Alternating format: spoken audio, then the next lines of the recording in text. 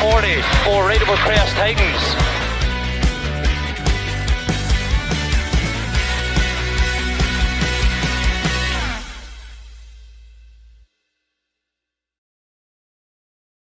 Welcome to the special stage rally show in association with the Mini Rally Challenge. Here's what we've got to look forward to in tonight's show.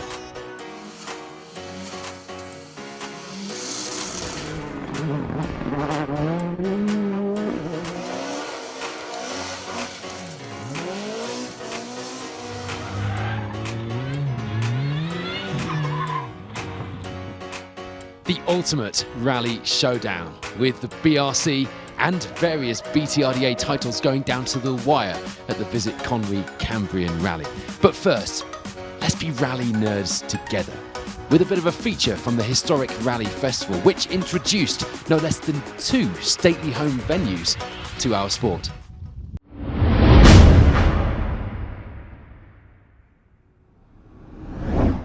Welcome to the Apley Estate in Shropshire, the home now to the historic Rally Festival. For 4 years, this event has been showcasing some of the sport's most important rally cars to rally fans, but this year is set to be bigger and better than ever. And we're going to give you a flavour of what this event is all about, the history and the brilliant machines and people that make up this event and have made up our sport for the last 6 decades. This is rallying at its very best, and it's right up in front of the fans. Welcome to Historic Rally Festival. One of the massive draws of Historic Rally Festival has always been the original, or the biggest and most famous Group B car, the Audi Quattro. Andy Crinks and Lorraine Nixon have brought this one out to see us. Tell us about the car firstly, Andy. Well, it's a fantastic car. It's built to replicate the original cars as near as I can, damn it. Dimensionally, it's perfect. All the panels are carbon Kevlar. It's got the correct engine in it, giving about 500 horsepower. It goes way beyond my driving, you know. It'd be lovely to get someone who could drive it properly in it. You were having lots of fun out there. The sound it makes is something special. Lorraine, you've been doing this. Your career goes back to the late 80s when you used to co-drive for Gavin Ruler. And you've been in all sorts of amazing cars since then, including my favourite car, the 037. And you love this, don't you? You live for this now. And I'm so lucky the cars that I've sat in and still get asked to sit in them, you know. Most coaches would sell a kidney to sit in the cars that I've sat in. You know, I have done the Porsches and the Quattros and the 037s, the Stratos. The list is really long. You know, I've done the Mark 1s, the Mark 2s, the Talbots. I've done them all pretty much, apart from the Metro 604, which I haven't sat in one of them yet. You just made your appeal. But they're just the way we love them because it's all the senses, isn't it? The sight of them, they sound different. You know it's an Audi Quattro coming through those trees before it even gets there, and that's what people fell in love with, and we're still loving them today. So even though I'm struggling to get out the cars now, probably got a few more years in me before I actually have to crawl out. But yeah, you can't not love them. You've been doing it as long as I have. So I started in 1986. One of the cars I have been most excited to see this weekend, and I am like a puppy dog at events like this, is Neil Brighton's Peugeot 206 World Rally car. Now, this man has built a Group B Renault 5 Turbo and now a World Rally car in his shed, effectively. He's one of the best engineers I know, and he blows my mind every time I talk to him about these cars, not only because he's a bigger rally nerd than I am. Neil, the fact that you built this in your garage, I know that you're very modest about this, but it blows my mind. Tell me about it. This was a homologation build, so the car that Peugeot presented as a homologation to build a 206, this was essentially it. The car they built and didn't run. So it doesn't have the X-Track gearbox and things like that. But they didn't homologate it with the X-Track gearbox. They had components from their road cars, and so this is the build. It's a brilliant car, drives really well, very fast, and if it's even part way to what the original World Rally cars were, then they were amazing machines, and no wonder they won the World Championship twice. It rekindles all sorts of things for me seeing this on the stage. It's a really special thing to see, but you've underplayed a little bit of what's had to go into this to get it ready, because I've watched this journey unfold over the years, and when you first put the pictures up of the shell that you were working on, I could not believe my eyes that we were going to see one of these in the UK. That's a dream come true for rally fans, isn't it? Well, I always wanted to have one of these. When I was raising my son and would sit down and watch rally videos, and I was watching Grönholm win the world, and I was thinking I would love to have one of those. And then when you looked at the prices, it's like 300,000, and you're like, okay, let's sort this out in a different way. And as an engineer, I just thought, well, as the words of Jeremy Clarkson, how hard can it be? But I did. I sort of got the information and went right back to the basic of a bare shell. I mean, you literally take a 206 and you throw everything in the bin, apart from the actual overall shell. Almost nothing gets carried over, and you don't even realise that it's, okay, maybe a light and door trim, but everything else, there isn't a panel in the car that doesn't get adjusted, touched, welded, added onto, removed in some way to put that together.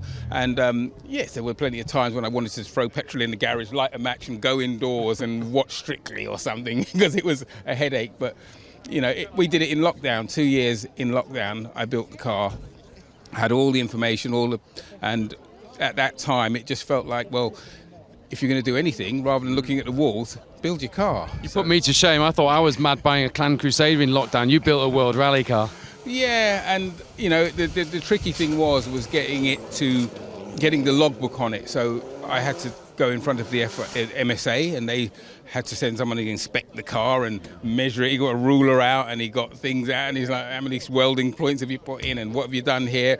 And they said, right, now filled in all the details, and said, well, we send this off, and it'll either come back as a kit car or it'll come back as a WRC car. So you go home and you wait, and they peruse it and compare it with all the paperwork they have, and they said, right, this is a 206 WRC.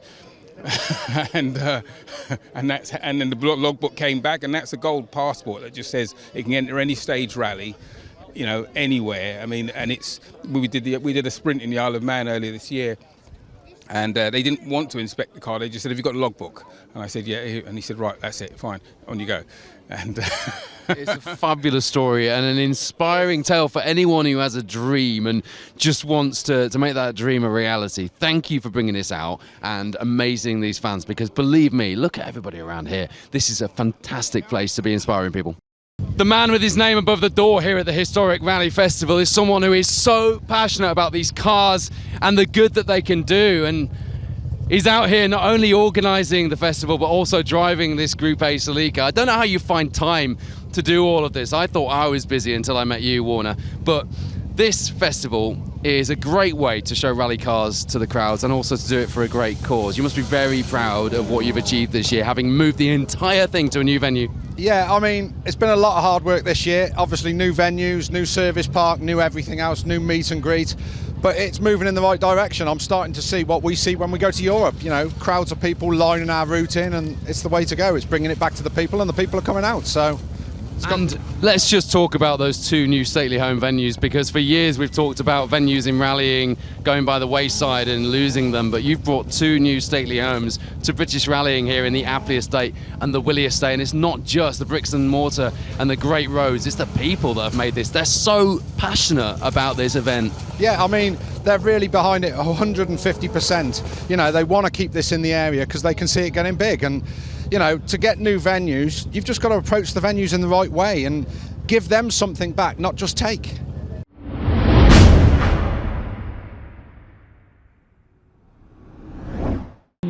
Our first visit to the Mini Rally Challenge in this episode sees the crews on the asphalt for the final time this season, and the Harlech stages in Wales is the challenge in hand. And strengthening their lead in the championship will be Gareth Humphries and Adam Burkill. They take the number one spot, and in fact, this would be enough to give them the R53 Asphalt Championship win as well.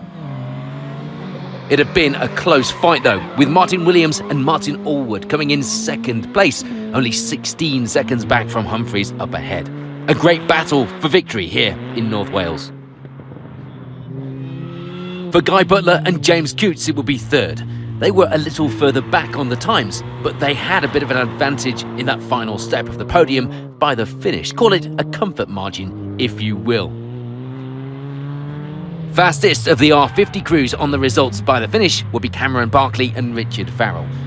They went well all day, finishing just 21 seconds off the podium positions in 4th place overall. A stage stoppage combined with some nominal times didn't help some of the Mini Rally Challenge crews, one of those being Wesley Guilford and Andrew Millington. They'd have a bit of work to do and some time to make up because of that. They do manage to get up as high as 5th overall, though, after a bit of a fight back. 2nd of the R50 crews, this giving them the lead of the R50 class overall going into the final round of the season. The regular championship contenders were joined this weekend by a few additional crews, one of those being Tommy Meadows and Laura Coolidge. They went well on their outing in the R50 Mini and would end the event with 6th overall. For Jack Birch and Mike Jode, it would be 7th overall. A strong result and one that would see them 2nd in the R50 Championship going into the final round at the Cambrian in a few weeks' time when the series heads back to the gravel. 8th this weekend will be Owen Kuehl and Matthew Walk. A fantastic drive, especially considering that Owen drives this car to the events. And he's not local either, so the pressure must be on for a good result and not to damage the car ahead of driving it back home afterwards. The result this weekend gets him a well-deserved R50 Asphalt Championship win too. For John Day and Raj Kainth, it would be disappointment though, as they go fastest on the opening stage of the day, but in a bid to get even better value for their entry than the Mini Rally Challenge already offers, they decided to do an extra lap on one of the stages, and that sees them tumble down the order, eventually ending up with 9th place overall. Julian Fouquet and Chris Davies were running with the number 1 on the door this weekend, but they were still running amongst the other mini crews in the running order, and they'd end the event 10th overall.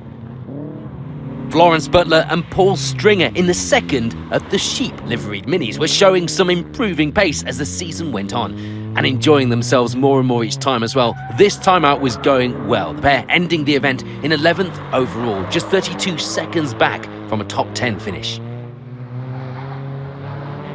And just behind Florence at the finish would be Kevin Ablett and Graham Child. 41 seconds the difference by the end of the rally as they take a 12th place overall finish. After an impressive performance, there was some drama on the stages for George Clark and Stephen Moises. They overcook it on Walk Corner, ending up with a puncture after clipping a lorry tyre, resulting in a maximum for the pair. They end the rally right down the order in 13th in the Mini Rally Challenge crews. That, though, was still a place higher than Ben and Matthew Hersey, who would score a finish under Super Rally and end the event with 14th overall after an earlier maximum time. So with the penultimate round of the Mini Rally Challenge complete, here's a reminder of the overall results at the Harlech stages. Next up, the crews take to the gravel for the final time this year. And it's a big one. The Cambrian Rally is up next.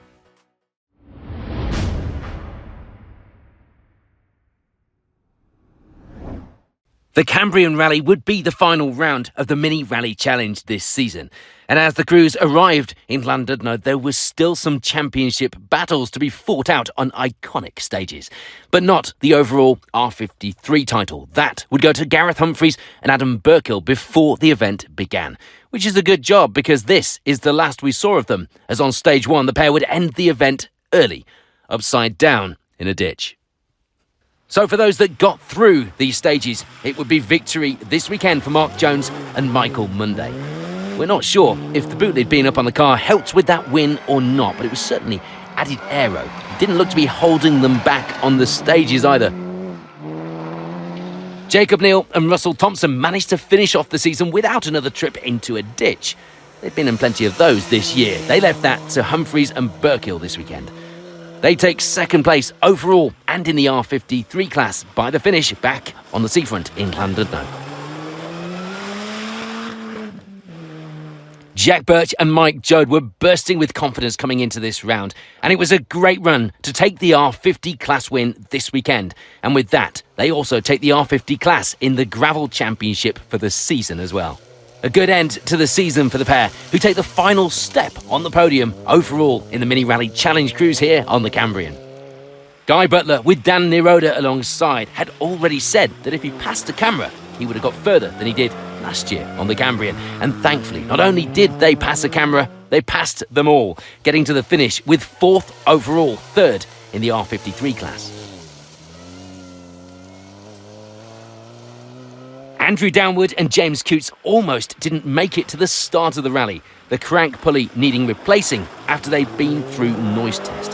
After some discussions at the pre-event gathering and some customary Mini Rally Challenge community work, they managed to source someone with the parts needed. And thanks to Slideways, they would work through the night to get things sorted to make the start and reward that hard work with a 5th place finish. Finishing just behind the pair, meanwhile, in the class and overall positions would be Paul Green and Emma Cooper, a new pairing out this weekend and settling in well. 6th overall, 3rd in the R50 class. For Wes Guilford and Andrew Millington, though, it would be 4th in the R50s this weekend. But that was all they needed to secure the R50 class title for the 2024 season. A great managed event and a good way to end the season. Florence Butler and Paul Stringer were back out this round, and we're looking forward to it as well, building on their limited experience on the gravel. They put in some good times and end the rally in 8th place overall. There was some bad luck in store for husband and wife team Tom and Sue Hind. A puncture, meaning they lost some time overall, ending the event 9th. They do, however, take the R53 victory in the Gravel Championship for this season. And rounding out the Mini Rally Challenge finishers, and indeed the top 10 leaderboard, would be Julian Fouquet and Julia Perry. They'd be another pair to get a puncture and lose a significant amount of time, meaning they'd have to settle for that 10th spot. But it was a finish nonetheless on grueling stages. So with the final round of the season complete here in the Mini Rally Challenge and all title winners decided, here's a quick reminder of those overall results here at the final round, the Visit Conwy Cambrian Rally.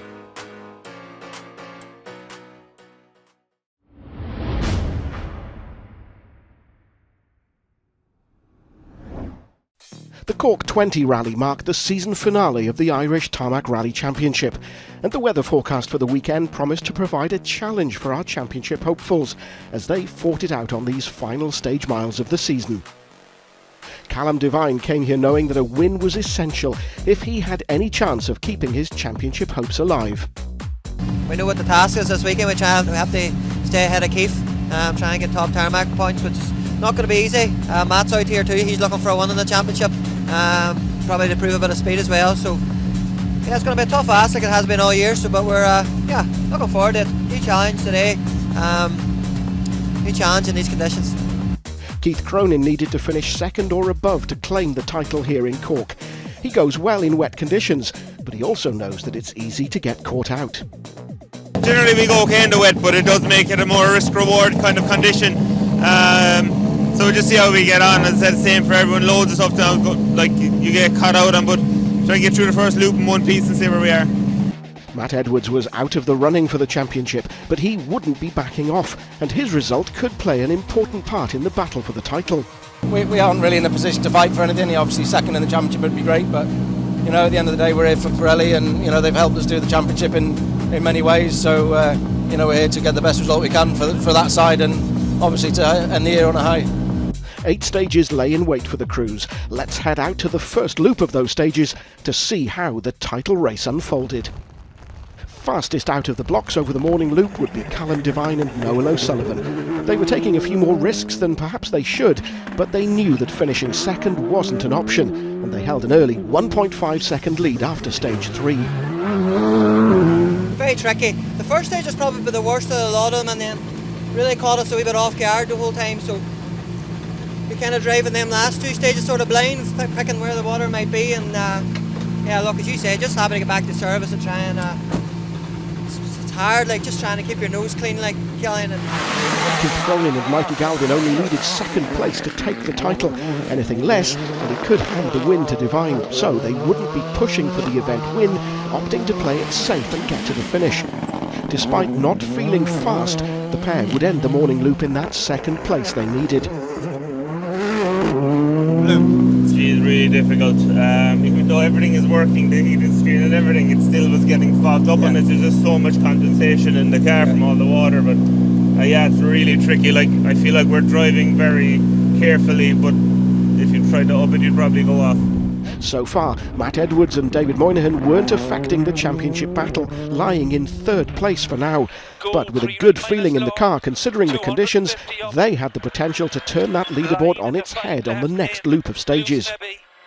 It's comfortable and everything's working all right. Just, yeah, cautious in some bits. You just don't know whether you're going to get a running water in some place and that you can't see or you're not expecting. But yeah, okay.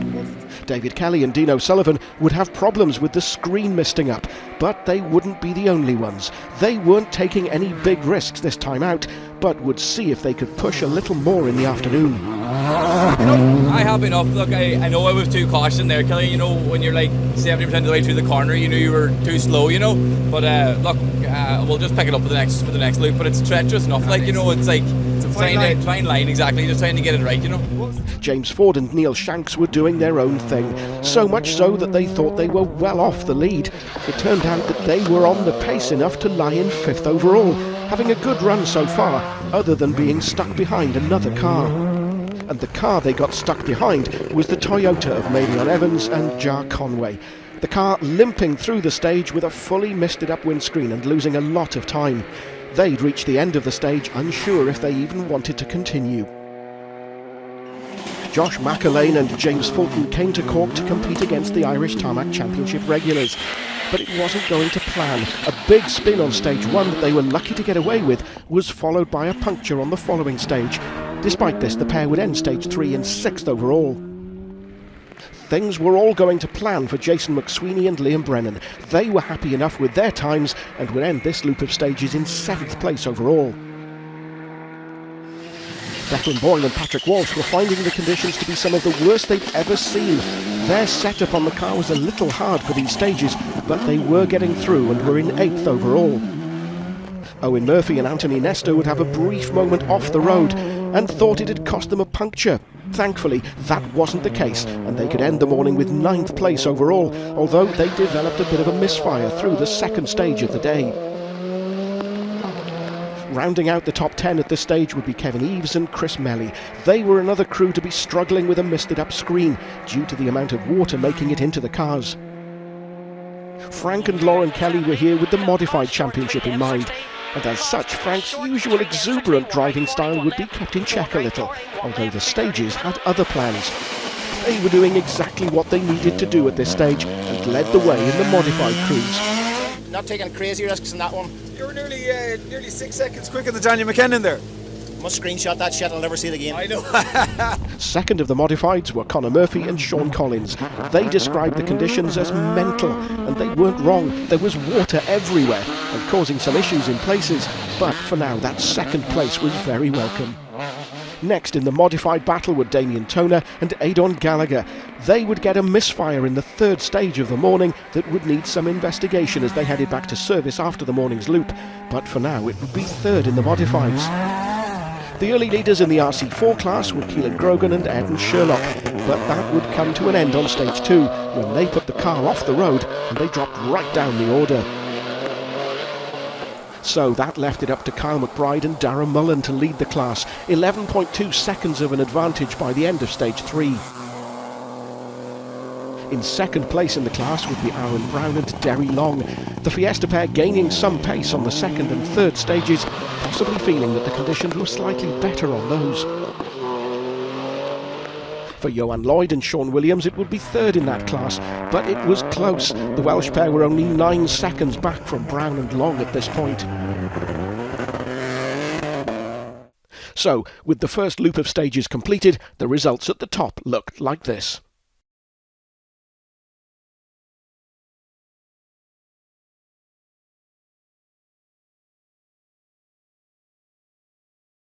On to the second loop of the day, and with the conditions getting even worse on the stages, the organisers made the tough decision to cancel the event on safety grounds, which meant that the results would be made final after stage 5. There wouldn't be any change in the RC4 class by the end of the shortened event.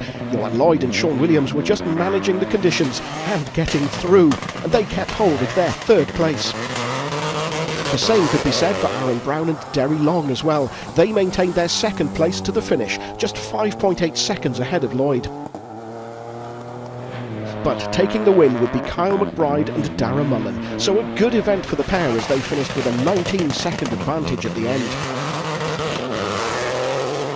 In the modified results, it was a third-place finish for Conor Murphy and Sean Collins. They'd struggled at times, but they kept it going, and some good overall times saw them taking 12th place overall as well. Just ahead on the overall results were Daniel McKenna and Andrew Grennan. They were driving safely, braking early and taking few chances, but that seemed to be the key, as the pair took second in the modifieds and 11th overall. But the winners of the modifieds on the event, and indeed for the championship season, were Frank and Lauren Kelly. They weren't worried what was happening around them, just doing what they needed to do and getting through the stages to take a well-deserved win. And the pair would likely be glad to get back on an event where sideways was their own choice and not that of the weather. Frank, horrendous conditions, but it's been a dream event for you. You've led from the go, you've got the two-wheel drive modified victory, and you've also took the championship. It seems like a dream sequence I'm going through now. I hope nobody wakes me up. I can't get over that. We had a game plan. I don't normally come in with a game plan to any rally, but we knew that the weather was coming in. We did a lot of work on the notes. Lauren has brought things on massively for me with she knows how little attention span I have, and she can put stuff in that means a lot. You know, that one word that means 5 different phrases to get the thing together. So it just worked. Chiara was fantastic. Tyres worked fierce well. Club put on an amazing event. I can't recommend this club enough and bum them up enough. We're blessed with the amount of good clubs we have in this country, but these guys lead the way, and for this to happen to them and the rally have to be pulled, it was the right choice, but I'd been happy enough to be it on. Perfect. Lauren, it must be extra special, obviously, to take the win here, but to take the championship alongside your dad. Yeah, I already had the Navigators Championship wrapped up, but it wouldn't be the same if we weren't both there at the prize given in first place. So delighted it's my first overall championship win. Never thought, we just signed up earlier in the year because we thought, well, we'll be doing West Cork, we'll do Donegal and we'll see what way it shakes out. Now, after our accident in West Cork and missing the circuit, it's hard to believe we're standing here now, the overall winners of the championship. Just goes to show it's never over till it's over. So you'll be back to defend the title, I take it? No, it is her first and my last. Owen Murphy and Anthony Nesto wouldn't be the only ones to say it, but the stages in this loop were getting worse. The conditions were tricky already, but now they were even more difficult. They ended the event in 9th overall and were glad the event was cut short. For Kevin Eves and Chris Melly, it was 8th overall. The pair not more than a few seconds from many of the crews around them on the results. One of those crews being Michael Boyle and Dermot McCafferty. They cut a corner too tightly on one of the stages and thought they'd end up with a puncture, but all seemed okay as the pair ended the event in 7th overall. Declan Boyle and Patrick Walsh were another pairing, glad to see the finish of the event. The conditions, some of the worst they'd seen. Despite that, however, they did go well and finished with 6th place overall this weekend. Jason McSweeney and Liam Brennan kept out of trouble and had a good run in the Skoda to end the event in 5th place. A good finish for the pair in those very tricky conditions. Josh McAlane and James Fulton would cause a little cosmetic damage to the car when they ran wide on the last chicane on stage 4, but apart from that the afternoon went to plan for the pair, taking 4th place. But without the morning's issues, it could have been a podium finish. The feeling in the car was good for Matt Edwards and David Moynihan, but there was no denying that the stages were getting worse. They didn't get in the way of the championship battle and took 3rd place this weekend in the Fiesta. It's getting too dangerous, isn't it? Yeah.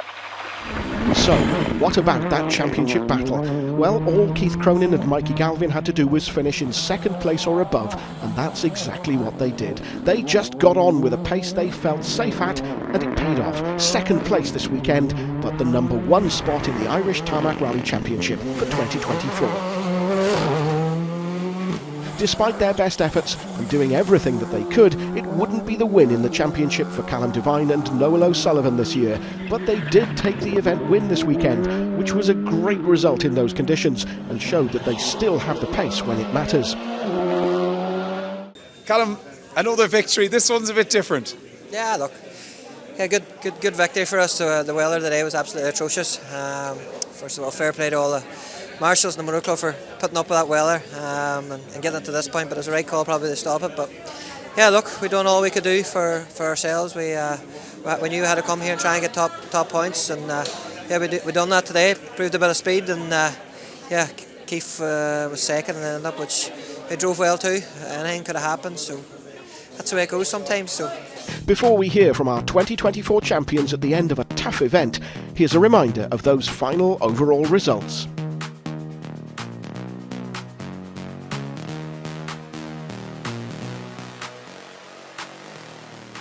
Keith and Mikey, 2024 Irish Tarmac champions. Sounds great. Yeah, no, it's a good ring to it. Yeah, it's been a great year. Great championship this year. There's been some big battles, and to come out with the win is fantastic. I think it could be any one of the three of us, really, myself, Callum and Matt, but to get the win in such a close competition was great.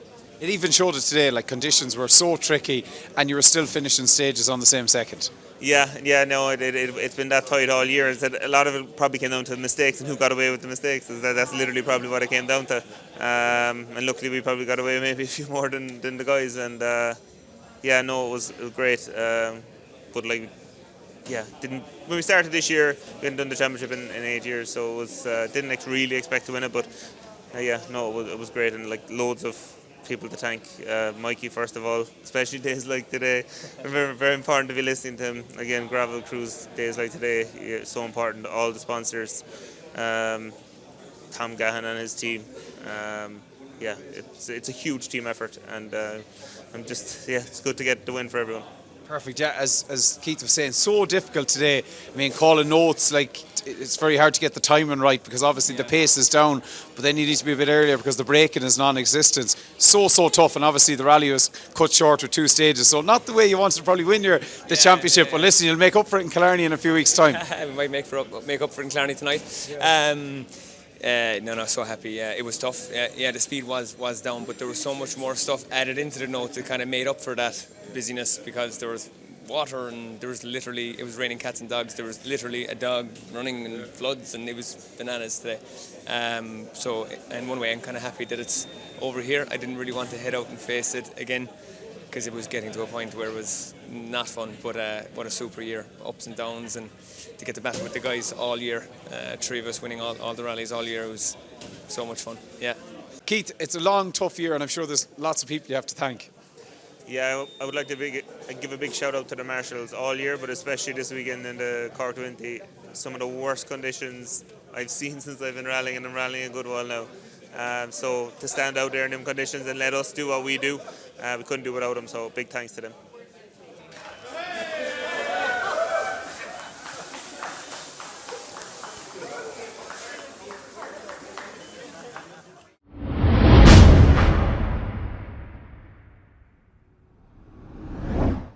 The Visit Conwy Cambrian Rally once again has the honour of marking the end of a number of high-profile rally championships.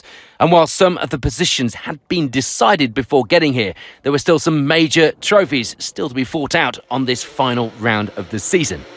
Fastest out of the blocks on these former WRC stages and in line for a shot at the British Rally Championship themselves will be Chris Ingram and Alex Kirani. There will be 4 contenders in for the title fight. And without working out the maths, it was simple. They all just needed to go flat out and see what happened by the finish. Second overall, and the other favourite to take the BRC title, would be William Crichton and Liam Regan.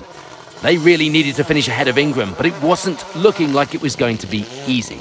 They end the morning with 5 seconds to find in the afternoon stages. Former BRC champ Orshan Price, with Rodri Evans alongside, had an outside chance of the title. It was basically all in the hands of those up ahead, but that wasn't going to stop Orshan from pushing and doing whatever he could. They end the morning in 3rd place overall, ready to see if they could put the pressure on Ingram or Crichton up ahead. Max McRae and Cameron Fair would show some good speed over the morning stages here in North Wales. This would be one of the only events that Max had some Rally 2 experience on from last year. Things going well. The pair lie in 4th place overall. Just behind McRae on the overall results were Gary Pearson and Dan Barrett. There was around a minute separating the top 5 overall so far. Only 12 of those seconds between Pearson and McRae. Johnny Greer and Niall Burns return for this final round. And after a 5th place last time out in Scotland on the Grampian, they will be looking for at least a repeat of that. For now, though, it was 6th place on the overall leaderboard.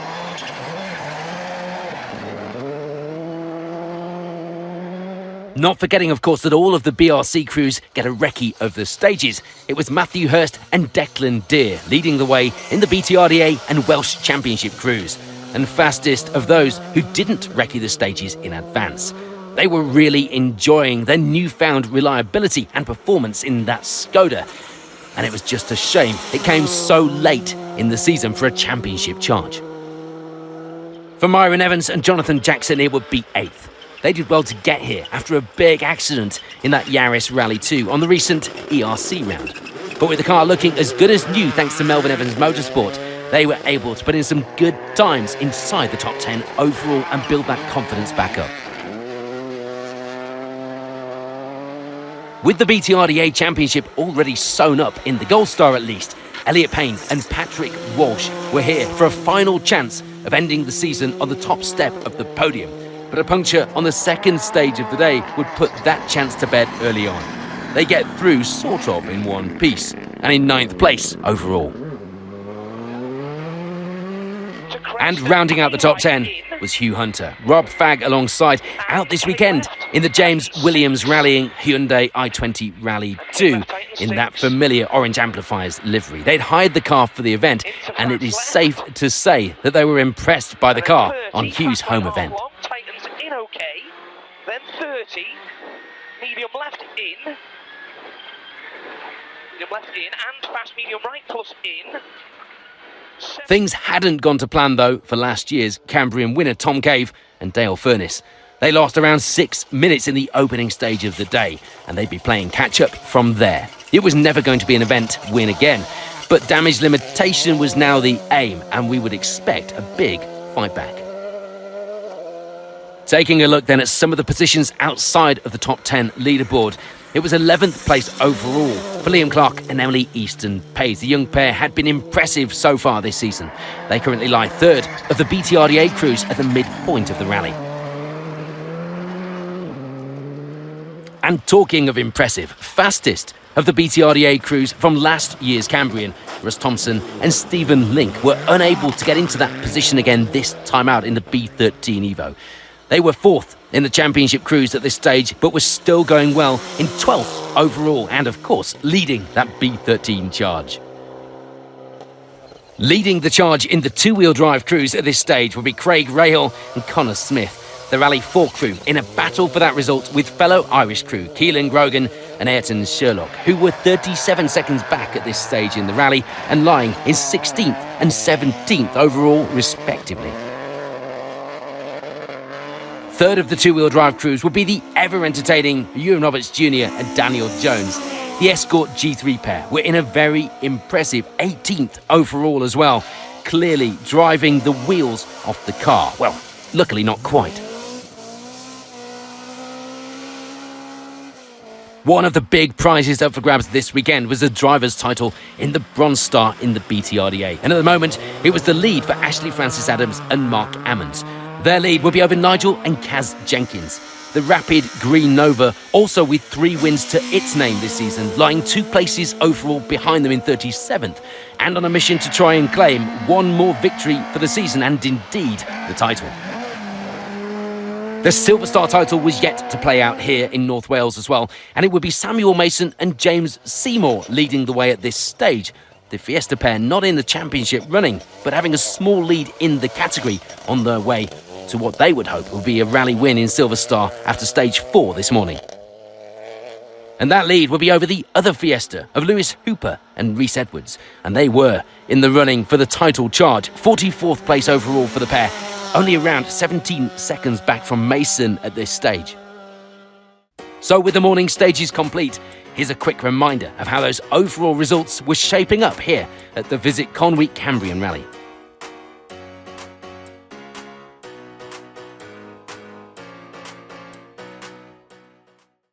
Back out into the afternoon loop of stages then, and a look at how the various category and overall battles were decided, both here on the rally and in the various championships. This weekend, the event would have a world champion in attendance. Stig Blomqvist out this weekend in a classic Mini. And with outgoing Asphalt Championship coordinator Paul Morris co-driving, the pair looked to be going ever so well on what was Stig's second only outing in a Mini. In the Silver Star, there was no change. Lewis Hooper and Rhys Edwards managing to keep close to the lead but not gain on it, meaning they settle for second place this weekend. That, of course, means it's the Silver Star win on the Cambrian for Samuel Mason and James Seymour. They kept the lead right through to the end of the rally. It was an impressive drive to take 38th overall as well. But what about that Silver Star title that Lewis Hooper had been in contention for? Well, that would actually go to Andy Davison and Tom Murphy. The pair's event had actually ended in a ditch this morning, much like Ben Jemison, who was also in the hunt. But Davison was back out under Super Rally, meaning that they did enough to secure the title by getting to the finish. Champions in the Silver Star for 2024. In the Bronze Star 1400 category, we'd see some change in the overall leaderboard. Ashley Francis Adams and Mark Ammons end the event in second place. A fantastic and entertaining fight from the pair, who took an impressive 33rd overall in that Micra too. But that means it is victory for Nigel and Kaz Jenkins, ensuring that both of them secure their place as champions in the Bronze Star for 2024. We'd see some change to second place in the overall two-wheel drive honours. That place now going to Ryan McHugh and Arthur Kierans. They finished 17th overall in the Fiesta. No change for the leaders though. Craig Rahill and Connor Smith keeping hold of their position at the top of the two-wheel drive leaderboard and taking victory by the finish. We knew we'd see something special in that fight back from last year's Cambrian Rally winners, Tom Cave and Dale Furness, and we did indeed. It sees them manage to move up as high as 16th overall by the finish after that disastrous opening stage. A way off defending their victory, maybe, but they could be happy with the times they put in this afternoon. We're on to the overall top 10 leaderboard then. Hotly contested here at the Visit Conwy Cambrian Rally. Rounding out the top 10 will be Liam Clark and Emily Easton Page, putting an end to an impressive first season in the Rally 2 car here in the BTRDA, ending the event fourth in the BTRDA Cruise as well. Just pipping them to that BTRDA podium spot, though, was Russ Thompson with Stephen Link. And of course, the pair would also put themselves on the Welsh Championship podium with that result as well. Their BTRDA season over, but the Welsh Championship moves on to the Wydene Rally in a few weeks' time. 2024 BTRDA champion and indeed triple Gold Star champion Elliot Payne, with Patrick Walsh alongside, sadly for him, couldn't finish off the season with another victory to add to the tally. That earlier puncture putting them on the back foot. They do, though, end the rally 8th overall, second of the BTRDA Cruise.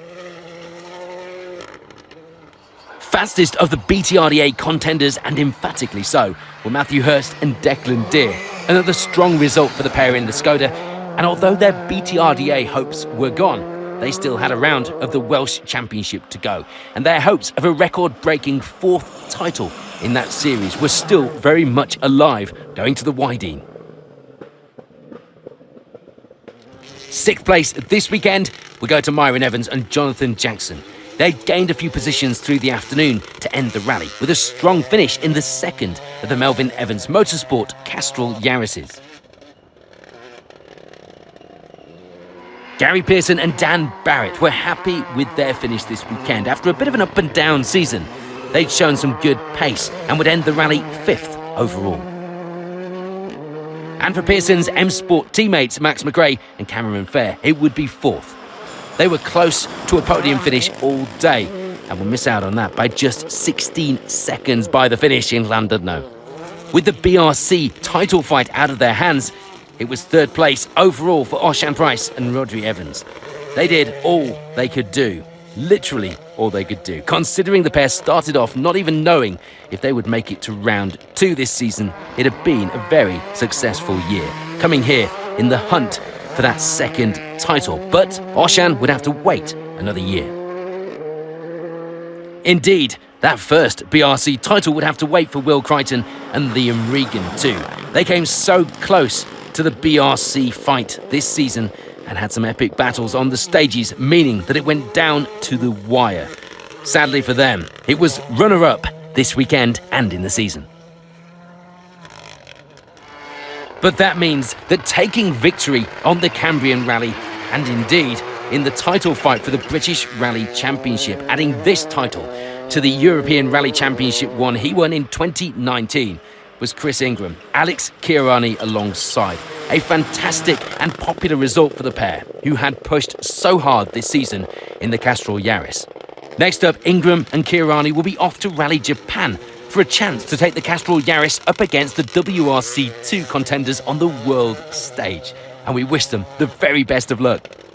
So as the winning crews celebrate at the finish of the final stage here in Brennig, here's a reminder of how those Visit Conwy Cambrian Rally results shaped up after a dramatic day here in North Wales. Chris, it was a long time ago I sat next to you in that junior Citroen, European Rally Champion 5 years ago, and now British Rally Champion. How does it feel? Yeah, it's amazing. Yeah, absolutely buzzing. Well done. Thank you so much. You're going to be a dad as well. Congratulations. The double. Yeah, thanks so much, mate. Well, a fitting end to an exciting season, and one which has done wonders, I would say, for British rallying. A BRC champion, various BTRDA champions all crowned here on the Cambrian on iconic stages. What a weekend. And we're not done yet. Plenty of rallying coming up, and you'll see it all here on Special Stage. Thank you for watching the show.